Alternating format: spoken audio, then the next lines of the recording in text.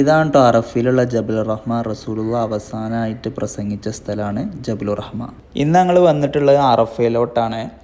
അപ്പോൾ ചെറിയ രീതിയിൽ വെയിലൊക്കെ ഉണ്ട്, എന്നാലും കുഴപ്പമൊന്നുമില്ല. ഈ അറഫ എന്നുള്ളത് നിങ്ങൾ കേട്ടിട്ടുണ്ടാവും, ഹജ്ജിൻ്റെ സമയത്ത് അറഫ ദിനം, അറഫ സംഗമം എന്നൊക്കെ. അപ്പോൾ ഹജ്ജിൻ്റെ ഒരു മെയിൻ കർമ്മമാണ് അറഫ സംഗമം. അത് നടക്കുന്ന സ്ഥലമാണ് കേട്ടോ ഈ കാണേണ്ടത്. അപ്പോൾ ഇവിടെ കാര്യമായിട്ട് ഉള്ളത് ഈ ജബലുർ റഹ്മയാണ്. ഫ്രണ്ടിൽ കാണുന്ന ഒരു മല ഉണ്ടല്ലേ, അതാണ് ജബലുർ റഹ്മ. അപ്പോൾ ഇത് മാത്രമല്ല കേട്ടോ അറഫ. അറഫക്ക് വലിയൊരു ബോർഡർ ഉണ്ട്. ഏകദേശം 10-11 കിലോമീറ്റർ ചുറ്റളവിലാണ് അറഫൻ്റെ ബോർഡർ കിടക്കുന്നുണ്ട്. അപ്പോൾ ഹജ്ജിൻ്റെ സമയത്ത് ഇവിടെയൊക്കെ നിറച്ച ആൾക്കാരാവും.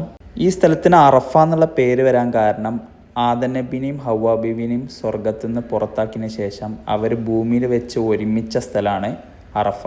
അങ്ങനെയാണ് ഈ അറഫ എന്നുള്ള പേര് വന്നത്. ഈ ജബലുർ റഹ്മ നമുക്ക് കയറാൻ പറ്റും, പക്ഷെ ഞങ്ങൾ പോയ സമയത്ത് അത് അടച്ചിക്കായിരുന്നു, എന്തോ മെയിൻ്റെനൻസ് ആയിരുന്നു. റസൂലുള്ളാഹി പ്രസംഗിച്ചത് കറക്റ്റ് ഈ പോയിന്റിൽ നിന്നാന്ന് ഉറപ്പില്ല കേട്ടോ. ഈ മലന്റെ പരിസരത്തു നിന്നാണ് അവസാനം പ്രസംഗം നടത്തിയത്. മസ്ജിദുൽ ഹറമിന് ഏകദേശം 20 കിലോമീറ്റർ ഉണ്ട് കേട്ടോ അറഫയിലോട്ട്. പിന്നെ ഫ്രണ്ടിൽ ഒരു മഞ്ഞ ബോർഡ് ഉണ്ടില്ലേ, അതാണ് അറഫന്റെ ബോർഡർ മാർക്ക് ചെയ്തത് കേട്ടോ. പിന്നെ ഞങ്ങൾ അറഫയിൽ നിന്ന് മടങ്ങുമ്പോൾ മീനയിലുള്ള ടെന്റുകൾ കണ്ടു കേട്ടോ. ഇവിടെ നമുക്ക് ഇറങ്ങാനൊന്നും പറ്റൂല, എന്നാലും നമുക്ക് കാണാം. അത് ഫുള്ള് ക്ലോസ് ചെയ്ത് വെക്കണം, ഹജ്ജിന്റെ സമയത്ത് ഓപ്പൺ ആവുള്ളൂ. പിന്നെ മീനയിലെ ടെന്റുകൾ പറഞ്ഞാൽ നമ്മൾ കണ്ണെത്താ ദൂരം വരെ ടെന്റുകൾ കേട്ടോ, അത്രയുണ്ട് ടെന്റുകൾ.